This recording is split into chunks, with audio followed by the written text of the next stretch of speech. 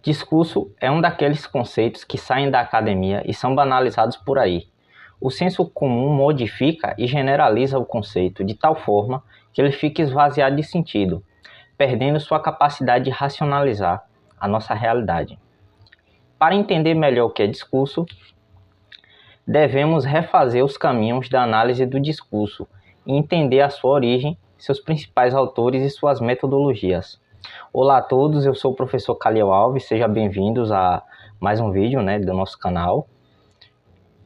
E vamos começar aqui hoje a falar sobre análise do discurso, que é um dos ramos que particularmente eu acabei gostando muito de conhecer. Gostei dos autores, da metodologia. Então vamos lá. No século XIX, o ambiente intelectual era propício aos estudos linguísticos. O nacionalismo contemporâneo via na língua uma base da formação nacional. Entre esses linguistas se destacou o suíço Ferdinand de Saussure.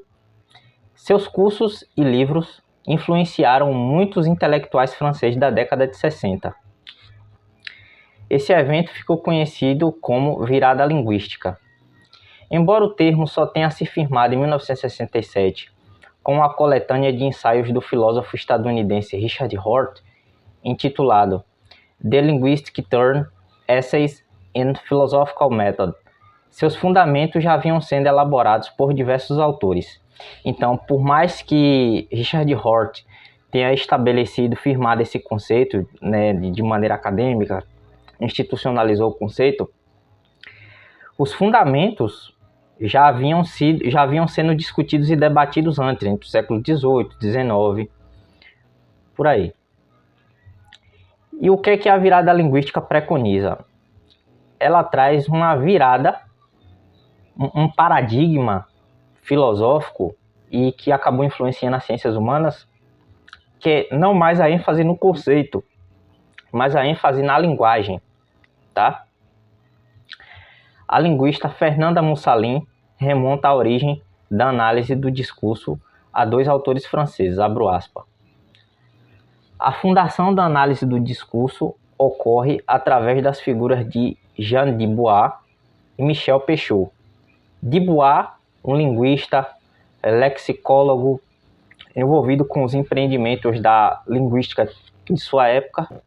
Peixoto, um filósofo envolvido com os debates em torno do marxismo, da psicanálise, da epistemologia. É possível destacar três vertentes na composição da análise do discurso. O primeiro é o estruturalismo saussuriano. A língua é uma estrutura, uma forma interna e fechada que define o que é o objeto. São as relações internas da língua que definem a sua estrutura, relações binárias e interdependentes. As influências externas a afetam muito pouco, garantindo à língua uma regularidade ao longo do tempo.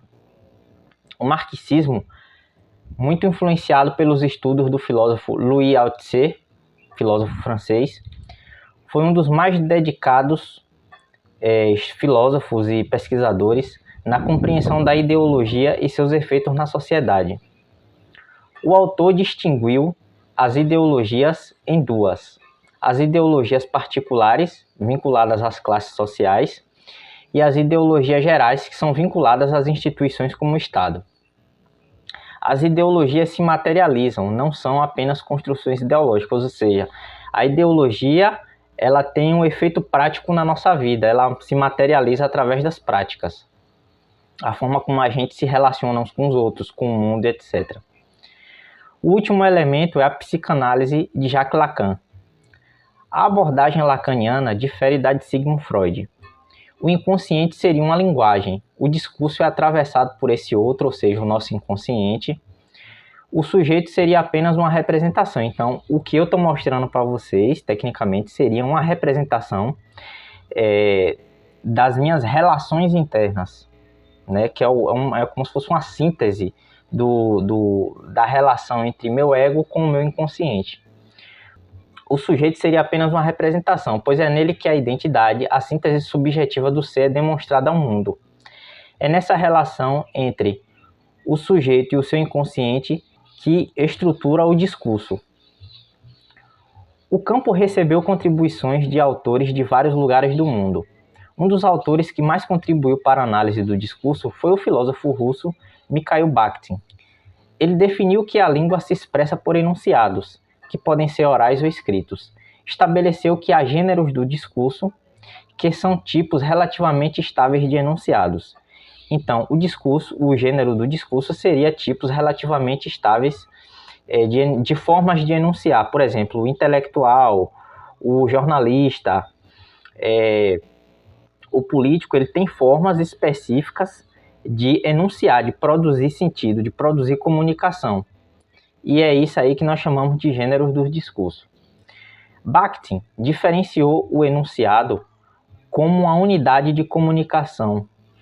As palavras e orações seriam unidades da língua. Portanto, o enunciado ele difere um pouco de uma categoria gramatical ou ortográfica. A materialidade do discurso se deve à sua expressão. É na sua externalização que o sujeito do discurso produz comunicação. O discurso é dialógico, pois mantém relação com que o enunciado que o precedeu, ou seja, o enunciado antes desse discurso que está sendo produzido no momento, e o que o sucederá. Então, todo discurso está entre discursos. Bakhtin denomina isso como alternância dos discursos. Abre aspas. Todo falante é por si mesmo um respondente em maior ou menor grau, porque ele não é o primeiro falante. O primeiro a ter violado o silêncio do universo. Cada enunciado é um elo na corrente complexamente organizada de outros enunciados.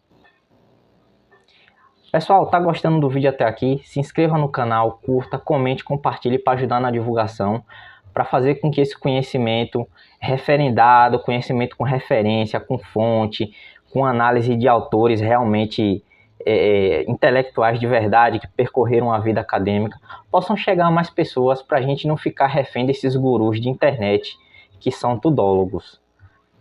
Vamos continuar. A análise do discurso tornou-se um campo de debate prolífico para os intelectuais das mais diversas áreas.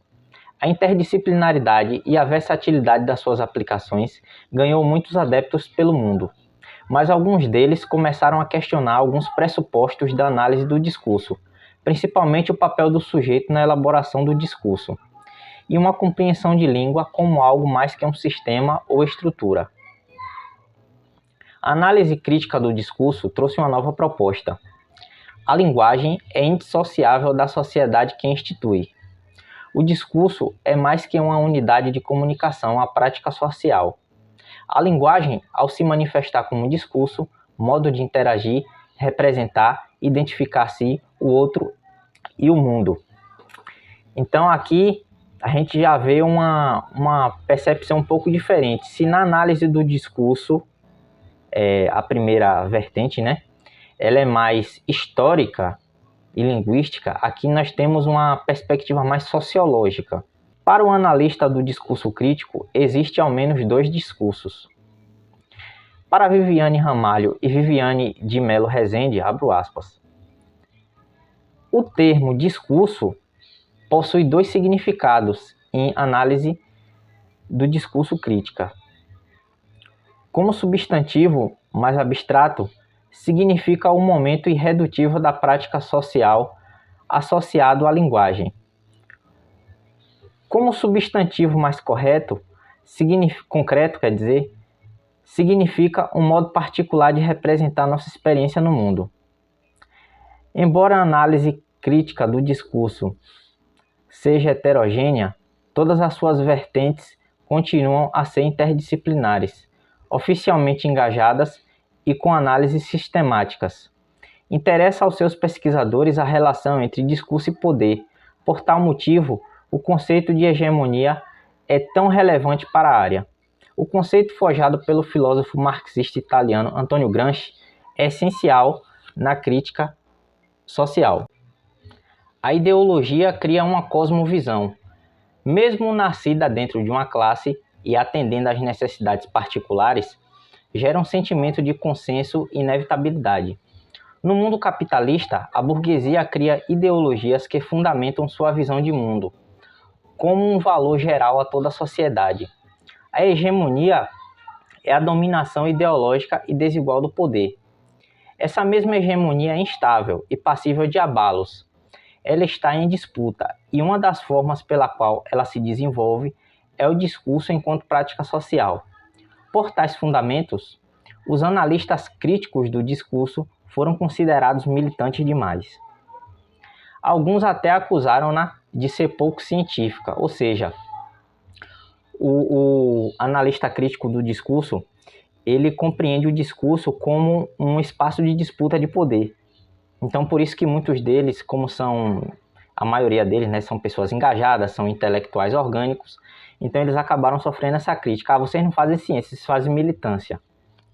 Os seus defensores alegaram que o intelectual tem uma função social a cumprir, além da produção de conhecimento. Ele pode interferir de modo positivo na sociedade, ou seja, na conscientização, né, das pessoas. O intelectual também é afetado pela ideologia. Então, como o intelectual é afetado pelas ideologias que são produzidas por meio dos discursos, ele não pode ser uma pessoa neutra. Até porque ele também é atravessado por ideologias. Então, não tem uma separação tão grande entre o que é sujeito e o que é objeto. Com todos esses avanços na análise do discurso, não podemos nos esquecer de um importante fundamento, a instância comunicativa do discurso. O discurso oral, escrito ou multimodal tem a função de comunicação entre os sujeitos. Enunciar é produzir significado, algo que vai além das estruturas formais da língua. Como sintetiza o sociólogo Nildo Viana, o discurso é, abro aspas, uma relação social na qual um autor apresenta, sob forma falada ou escrita, um conjunto de enunciados que expressa uma mensagem complexa sobre algo e para algum destinatário.